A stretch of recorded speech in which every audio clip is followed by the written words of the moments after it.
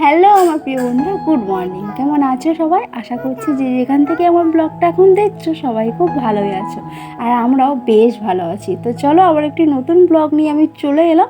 আমি পূজা, আর তোমরা দেখছো সোনাই পূজা ক্রিয়েশন। সকাল সকাল মানাকে কিন্তু ব্রাশটা ধরিয়ে দিয়েছি যাতে ও নিজে থেকে ব্রাশটা করতে শুরু করে।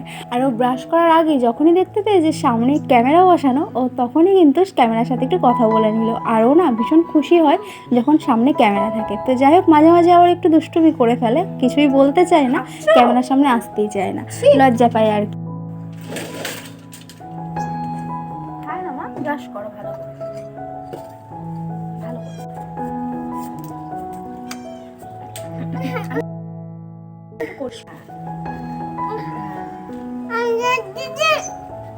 এইদিকে এইদিকে যেখানে আও হচ্ছে, যেখানে আও হচ্ছে দেখি।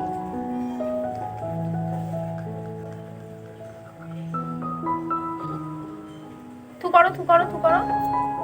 ব্যাস, থু কিচ্ছু নেই, খেয়ে ফেলেছো।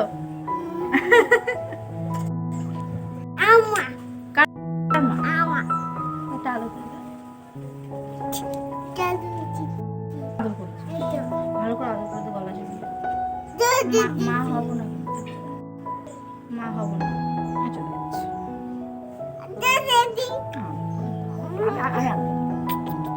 সকাল সকাল মা ছেলের একটা সুন্দর মুহূর্ত তোমাদের সাথে শেয়ার করলাম। ভীষণই ভালো লাগে যখন ও আমাকে আদর করে এবং ওর মিষ্টি মিষ্টি কথাগুলো বলে আমাকে ভোলায়। ওকে বললাম না যে দাঁতে যেখানে আও হচ্ছে সেখানে একটু ব্রাশ করাতে দাও, তো ও কিন্তু দিয়েছে। আর আও বলতে কি বলো, তোর একটা দিকে না উপরের সাইডে মাড়িতে দাঁত উঠছে, তো সেই কারণে একটু ব্যথা যন্ত্রণা সবটাই আছে।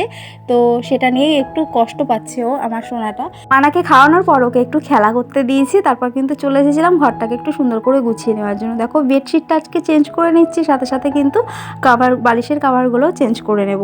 আর এখানে দেখো তারপর একেবারে চলে এসেছিলাম ঠিক 11:30টার দিকে। মানাকে এখন খাইয়ে দেবো। তো আজকে রেসিপিটা তোমার সাথে শেয়ার করা হয়নি, আজকে করেছিলাম শোল মাছের ঝোল। তো জাস্ট হালকা সরিষার তেল দিয়ে মাছটাকে ভেজে নিয়েছিলাম হালকা করে, খুব ভালো করে মানে কড়া করে ভাজিনি, যেহেতু মানা খাবে সেই কারণেই। আর দেখো সেই তেলেই কিন্তু সুন্দর করে তরকারিটা করে দিয়েছিলাম। আর এখানে দেখো সাজিয়েছি খুব সুন্দর করে। ভাতটা কিন্তু অতটাও আমার সোনাই খায় না কখনোই, বাট খাওয়ানোর জন্য চেষ্টা করি, বাট কখনোই ও খেতে চায় না। এখানে দেখতেই পাচ্ছ মানা একটু কার্টুন দেখছে, এই টাইমটাতেই মানা একটু কার্টুনটা দেখে। আর অন্য টাইম কিন্তু একেবারে বায়না করে না, বা সেই এটা এখনও আসেনি নেশাটা, জানি না কতদূর কি হবে না হবে। তো যতটা পারি ওকে ফোন না দেওয়ারই চেষ্টা করি। তো এই টাইমটা একটু না দিলেই ও খায় না আর কি, খেতে চায় না। ওকে খাওয়ানোর পরেই কিন্তু ওকে ঘুম পাড়িয়ে দিই, কারণ এই টাইমটাতে ওর প্রচণ্ড ঘুম পেয়ে যায়। মানে খেলে খেলে এতটাই ও মানে কি বলবো ক্লান্ত হয়ে যায় যে খাওয়ার পরেই ও কিন্তু ঘুমাতে চায়। তো দেখো তারপরে মানাকে ঘুম পাড়িয়ে দেওয়ার পর কিন্তু আমার মনটা না ভীষণই খারাপ লাগছিল। সেই কারণে একা একা বসে কিছুক্ষণ সময় কাটাচ্ছিলাম, কিছুই ভালো লাগছিল না, মানে কারোর সাথে কথা বলতেই ইচ্ছে করছিল না, এমনই মনটা খারাপ লাগছিল। তো কিছুক্ষণ কাটানোর পর আবার সব কিছুই ঠিক হয়ে গেছিলো। কিছু কিছু সময় নিজের সাথে বোঝাপড়া করাটা কিন্তু খুবই দরকার একটা মানুষের, তাই না? তো ছোটোখাটো অনেক দুঃখ কষ্ট প্রত্যেকটা মানুষের জীবনেই থাকে, আর সেই সবগুলোকে হাসি মুখে পার করাটাই কিন্তু জীবন। তবেই তুমি ভালো থাকবে, সুখী হবে।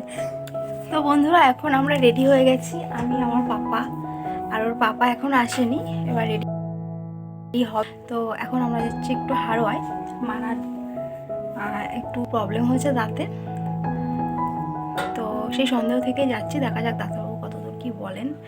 তো চলো আবার হারোয় গিয়ে তোমাদের সাথে দেখা হচ্ছে। আর হারোয় গিয়ে আর একটা জায়গায় যাওয়ার আছে, তো সেটাও তোমাদের সাথে শেয়ার করবো। এখন সবাইকে টাটা টাটা দিয়ে দাও।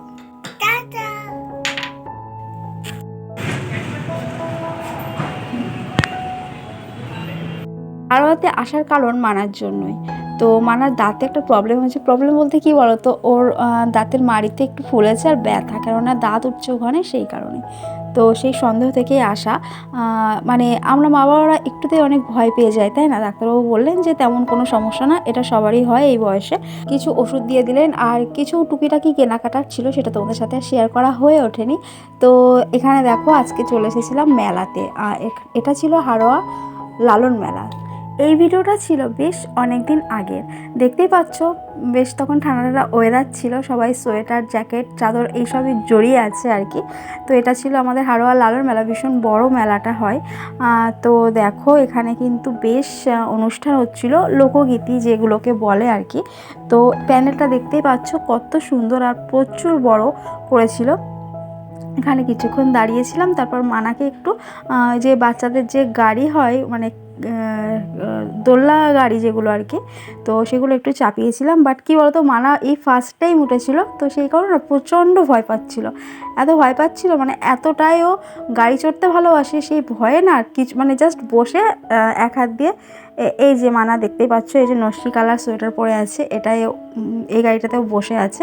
তো ভীষণই ভয় পাচ্ছিল, সেই কারণে ওর পাপা তাড়াতাড়ি তুলে নিয়েছিল। বাচ্চাদেরকে মাঝে মাঝে কিন্তু বাইরে নিয়ে যাওয়াটা ভীষণই দরকার সেই বাচ্চার মানসিক এবং শারীরিক বিকাশের জন্য।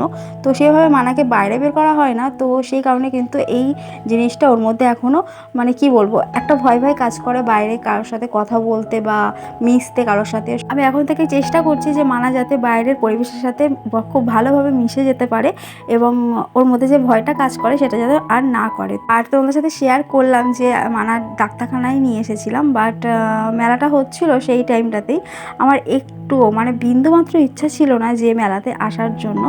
বাট মানে কি বলবো, আমার যেহেতু মনটা খারাপ ছিল, তো তোমার দাদাভাই অনেক জোর করলো, অনেক রিকোয়েস্ট করলো, তো সেই কারণে আসা। মেনলিও বুঝতে পেরেছে যে আমার মনটা খারাপ, তো সেই কারণেই আরও জোর করলো যাতে আমি আসলে একটু বেটার ফিল করি, সেই কারণেই। আর আমার একেবারেই ইচ্ছে ছিল না, ও যেহেতু অনেকবার করে বললো সেই কারণেই গেছিলাম আর কি, যাতে ওর একটু ভালো লাগে, ওর কথাটা রাখতে পারি, সেই জন্যই আমার একটু ইচ্ছে ছিল না। আর গিয়ে কিছুক্ষণের জন্য ভালো লেগেছিল, সেটা অস্বীকার করা যাবে না। আর আমি যদি একটু মন খারাপ করে থাকি কিংবা কথা না বলি, ও কিন্তু ঠিক বুঝতে পারে যে আমার কি হয়েছে, কোন কারণে মন খারাপ। তো এই ছোটোখাটো জিনিসগুলো ও ভীষণভাবে আমাকে গুরুত্ব দেয়, ভীষণভাবে বোঝে। এবং যদি আমার কোনো ভুল থাকে কিংবা ওর কোনো ভুল থাকে, সেগুলো কিন্তু আমরা নিজেদের মধ্যে খুব সুন্দরভাবে বোঝাপড়া করে নিই। তো সেই কারণেই দুদিক দিয়েই মানে ওর কিছু হলে আমি সাপোর্ট করি কিংবা আমার কোনো প্রবলেম হলে ও ঠিক সাপোর্ট করে। তো এই জিনিসটা নিজেদের মধ্যে আছে বলেই কিন্তু আমরা আজ ভালো আছি, সুখী আছি। তো তোমরা প্রার্থনা করো আমরা যেন এভাবেই ভালো থাকি, সুখী থাকি। ক্যামেরাটা চারিদিকে ঘুরিয়ে তোমাদের সাথে শেয়ার করার চেষ্টা করছিলাম যে প্যান্ডেলটা কতটা সুন্দর হয়েছে। আমার ভীষণভাবে পছন্দ হয়েছে প্যান্ডেলটা, তো সেই জন্যই তোমাদের সাথে একটু শেয়ার করলাম। তোমরাও কিন্তু জানিও তোমাদের কেমন লাগছে। এখানে কিছু ফেমাস লোকগীতি হচ্ছিল, তো সেগুলোই দাঁড়িয়ে দাঁড়িয়ে দেখছিলাম, ভীষণভাবে ভালো লাগছিল। তো তারপর কিন্তু বাড়ি চলে এসেছিলাম ঠিক 7:30 কি 8টা এমনই হবে। আর এসে কিন্তু চটপট রান্নায় লেগে গেছিলাম, কেননা যা ছিল না বাড়িতে, তো সেই জন্যই বাড়িতে এসে আবার আমাকে রান্না করতে হলো। আজকে কিন্তু করেছিলাম খাসির মাংস। আমাদের বাড়িতে মেনলি ডক্টর চয়েসের যে সাদা তেল সেটাই কিন্তু খাওয়া হয়, বাট আজকে খাঁটি একেবারে সর্ষের তেল দিয়েই মাংসটা তৈরি করব। তো তোমাদের সাথে শেয়ার করলাম একটু, তোমাদের কেমন লাগলো অবশ্যই কিন্তু জানাতে হলো না।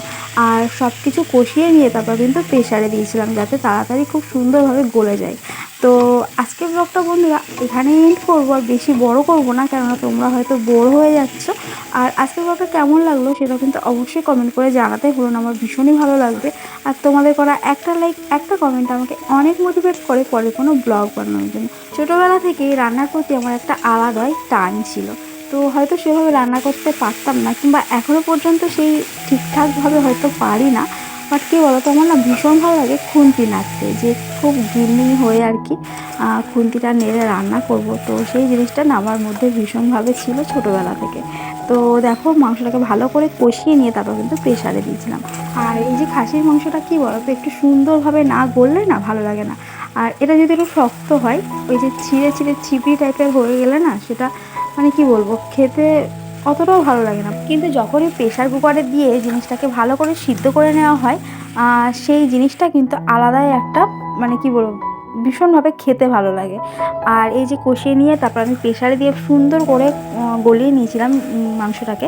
তারপর কিন্তু আবার একটু কড়াইতে দিয়ে ভালো করে ফুটিয়ে নিয়ে মিট মশলা দিয়ে তারপর নামিয়ে নিয়েছিলাম। আর আমাদের বাড়িতে যদি মাংসটা ঠিকঠাক না গলে কিংবা আলুটা ঠিকঠাক হালকা শক্ত হলেও না, মানে অতটা পছন্দ করে না। সুন্দরভাবে গলে যাবে, আলুটা একেবারে মাখনের মতো হাত দিলেই গলে যাবে। তো সেই জিনিসগুলো খেতে না মানে খুব আনন্দের সাথে খাই সেইভাবে যদি রান্নাটা। সবাই যাতে তৃপ্তি করে খাই সেই কারণে কিন্তু আমি চেষ্টা করি ঠিক ওইভাবেই রান্নাটা করা। তো চলো বন্ধুরা, দেখা হচ্ছে নেক্সট কোনো ব্লগে। ততক্ষণে সবাইকে টাটা।